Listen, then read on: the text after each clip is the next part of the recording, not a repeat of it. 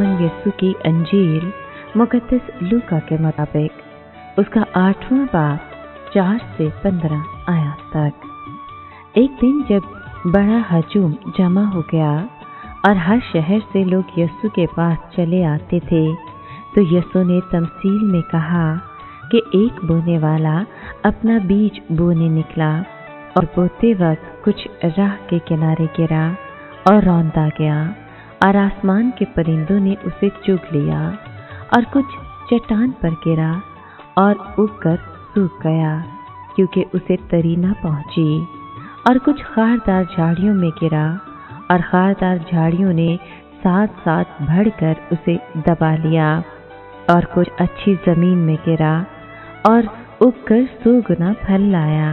ये कहकर उसने पुकारा कि जिसके सुनने के कान हो वो सुन ले। उसके शागिर्दों ने उससे पूछा कि ये तमसील क्या है, और उसने कहा कि खुदा की बादशाही के भेदों की मार्फत तुम्हें दी गई है, लेकिन दूसरों के लिए तमसीलों में, ताकि देखते हुए न देखें और सुनते हुए न समझें। वो तमसील ये है कि बीज खुदा का कलाम है।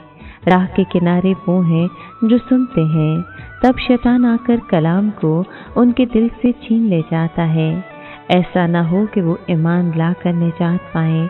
और चट्टान पर के वो हैं कि जो कलाम सुनकर खुशी से उसे कबूल कर लेते हैं, लेकिन जड़ नहीं रखते, और कुछ अर्सा तक ईमान लाकर आजमाइश के वक्त फिर जाते हैं। और जो खारदार झाड़ियों में गिरा, ये वो हैं जो सुनते तो हैं, लेकिन होते होते फिक्रों और दौलत और इस जिंदगी की ऐशो इशरत में फंस जाते हैं, और उनका फल नहीं पकता। मगर जो अच्छी जमीन में गिरा, वो है जो कलाम को सुनकर उसे अच्छे और नेक दिल में संभाले रहते हैं और साबित कदमी से फल लाते हैं। पाक कलाम के पढ़े और सुने जाने पर खुदावंद की बरकत हो, खुदा का शुक्र हो। अजीज दोस्तों, आज के कलाम में बयान तमसील में हमें बयान किया जाता है कि बीज खुदा का कलाम है और बोने वाला खुदा खुद है। वो ये काम अपने खात्मों के वसीले से भी करता है। इस तमसील में 3 मुख्तलिफ हालतों का जिक्र किया गया है। एक वो बीज जो राह के किनारे गिरा और उसे परिंदों ने चुन लिया। ये वो लोग हैं जिनके दिल में कलाम जगह नहीं पाता, क्योंकि आपका दिल ही तो ज़मीन है जिसमें बीज बोया जाता है, और जो परिंदे उस बीज को चुन लेते हैं वो शैतान और शरीर हैं, जो उस कलाम के खिलाफ शक और नफरत पैदा करते हैं। वो उस कलाम को कभी भी कबूल नहीं करते।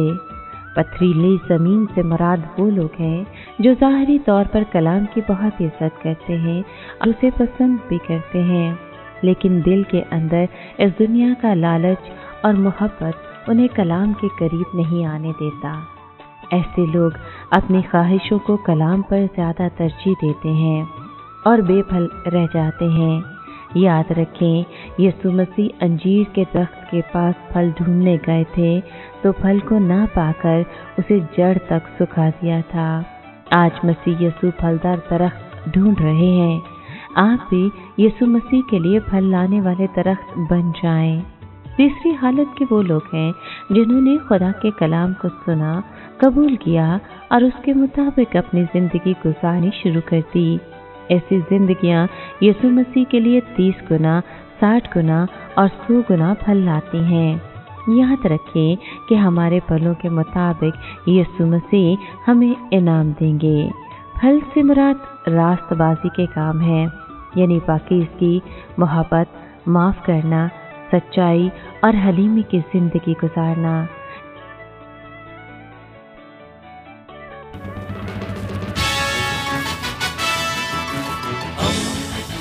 दोस्ती का पैगंबर, रेडियो वेरितास एशिया।